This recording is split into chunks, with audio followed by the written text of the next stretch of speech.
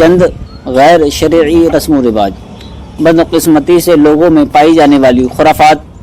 وغیرہ شرعی رسومات ان کے یومیہ، ماہانہ و سالانہ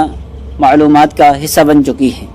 اور وہ بڑے اہتمام کے ساتھ ان رسومات کی ادائیگی کرتے نظر آتے ہیں۔ ہماری اس تقریر کا موضوع اسلامی سال کے پہلے بابرکت اور حرمت والے مہینے محرم الحرام میں پائی جانے والی خرافات و بدعات ہیں، جن کے سبب اس ماہ مقدس کی نہ صرف بے حرمتی ہوتی ہے بلکہ اسلامی اقدار کا کھل کر مذاق بھی اڑایا جاتا ہے۔ نیز ہمارے شہدائے اسلام بالخصوص شہدائے کربلا کی یاد منانے کی آڑ میں ایسے غیر شرعی کام سر انجام دیے جاتے ہیں جو اسلامی تعلیمات کے سراسر منافی ہیں۔ تازیوں کے سامنے سجدہ کرنا، بچوں کو محرم کا فقیر بنوا کر بھیک منگوانا، مال کو ضائع کرنا، برتن پھوڑنا، 10ویں محرم کو گھر میں کھانا پکانے کو معیوب سمجھنا، خود کو فقیر بنا کر بھیک مانگنا وغیرہ، ماتم کرنا، کپڑے پھاڑنا، نوحے پڑھنا، رونا پیٹنا بطور سوگ، سیاہ لباس پہننا، نئے لباس کو برا سمجھنا وغیرہ، ناچنا کودنا، رقص کرنا، مرد و عورت کا ایک ساتھ مجالس و محافل میں بیٹھنا، جھوٹے واقعات بیان کرنا وغیرہ، جھوٹی منتیں ماننا، حضرت امام قاسم کی مہندی نکالنا، فضول کاموں میں لگ کر نمازیں ترک کر دینا وغیرہ، حضرت علی و حسنین کریمین یا دیگر بزرگوں کی تصاویر بنانا اور ان کا احترام کرنا، ان تصاویروں کا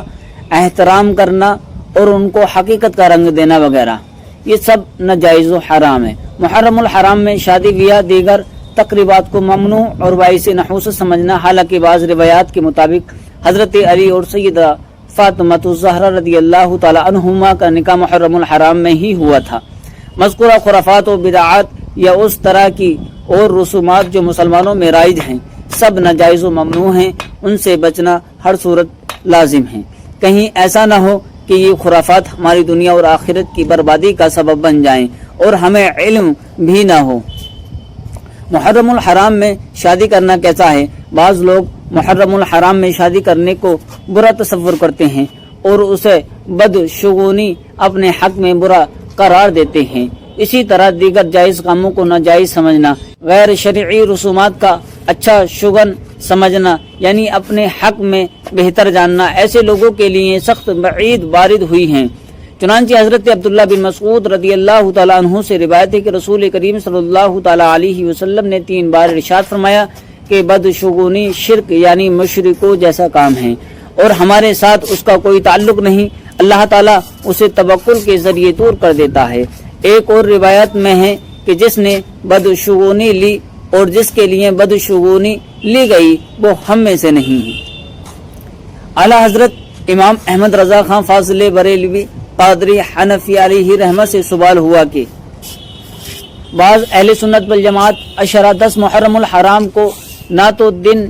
بھر روٹی پکاتے ہیں اور نہ جھاڑو دیتے ہیں، کہتے ہیں کہ بعد دفن تعزیہ روٹی پکائی جائے گی، ان 10 دن میں کپڑے نہیں اتارتے، ماہ محرم میں بیاہ شادی وغیرہ نہیں کرتے، ان ایام میں سوائے امام حسن اور امام حسین رضی اللہ تعالی عنہما کے کسی کی نیاز فاتحہ نہیں دلاتے ہیں۔ آیا یہ جائز ہے یا نہیں؟ پہلی تینوں باتیں سوگ ہیں اور سوگ حرام ہے، اور چوتھی بات جہالت ہے۔ ہر مہینہ، ہر تاریخ میں ہر ولی کی نیاز اور ہر مسلمان کی فاتحہ ہو سکتی ہیں، واللہ عالم۔ اسی طرح اعلیٰ حضرت امام احمد رضا خان فاضل بریلوی سے ایک سوال ہوا، جواب میں محرم الحرام میں امام عالی مقام کے نام کا فقیر بن کر بھیک مانگنا یا اپنے بچوں کو فقیر بنا کر بھیک منگوانے کو بھی ناجائز و حرام قرار دیا ہے۔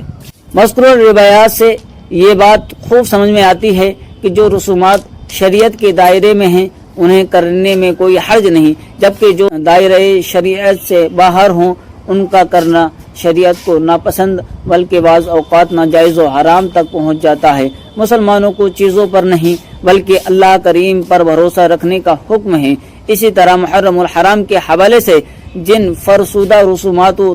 توہمات کو بیان کیا گیا ہے، اللہ پاک ہمیں ان سے کوسوں دور رکھے اور شہیدانی کربلا کے نقش قدم پر چلنے کی توفیق عطا فرمائے۔